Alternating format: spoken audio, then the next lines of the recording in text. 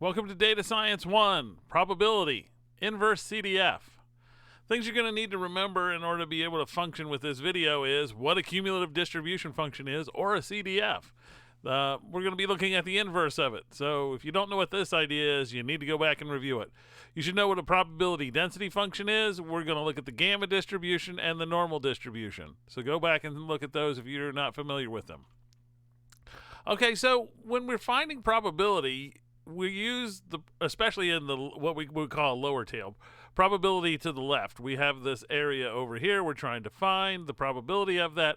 And what are we really doing? Well, we're really using the CDF to find this probability.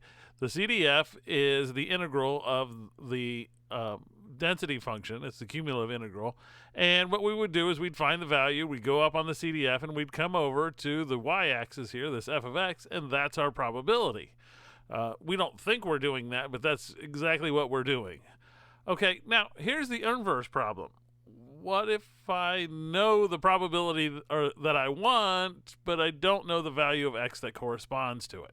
And that's what we're trying to figure out. We want to find out, if I give it a probability, what's the x that corresponds to my CDF?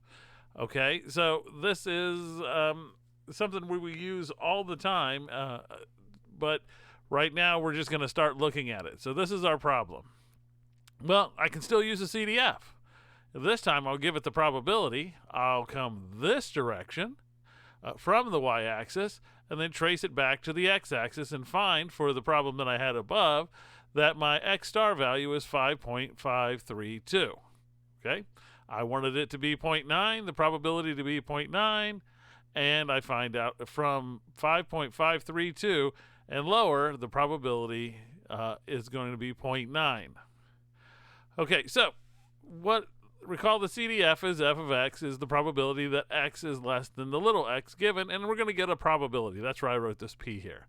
Okay, with the inverse CDF, you're going to put in a probability, and the output is a value of x. Okay, so whenever you're dealing with these, you're going to be putting in the probability and getting out the value of x. Okay, so we're going to go back to the black bear example. So Amarova is interested in Asian black bears again. She knows the mean birth weight is 370 grams with a standard deviation of 50 grams. She wants to know what value would be considered exceptionally large for a newborn cub. Say larger than 99% of all the newborn cubs. So this is an inverted problem, right? She's giving you the probability, and you have the mean and the standard deviation here, so we can work this backwards. So we know mu is 350 grams, we know sigma is 50 grams, and we know p is equal to 0.99.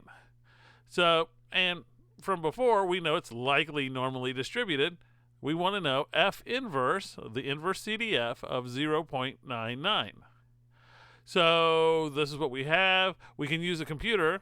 So if we use the computer and we're using R, we would punch in Q norm 0.99 370 50.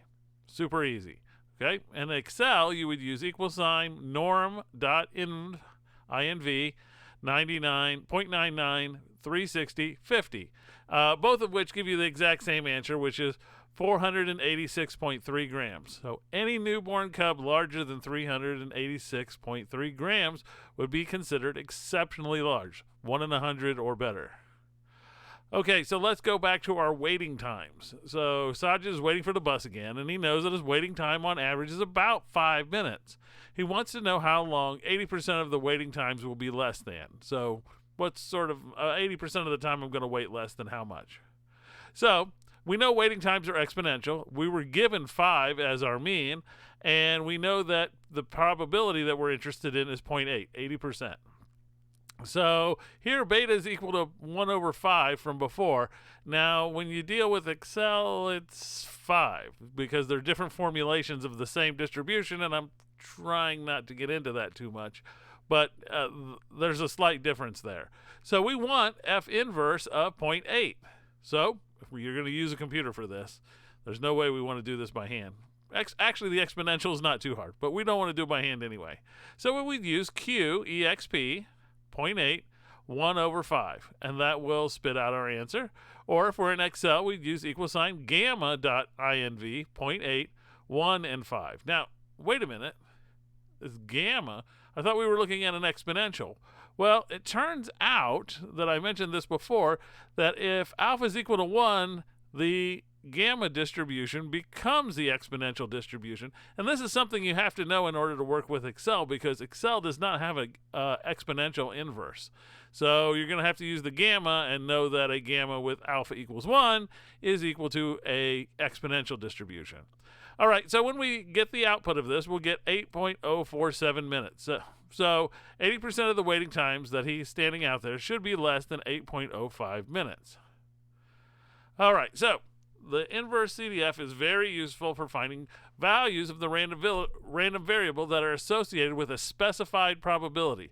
And you'll find that these become incredibly useful when considering confidence intervals. And we'll talk more about those as we're moving along through this module of data science. But just keep in mind that you're going to be finding these on a regular basis. And knowing how to do them, especially the ones for the normal, will be important, and the ones for the t-distribution, which is coming up next. So see you there.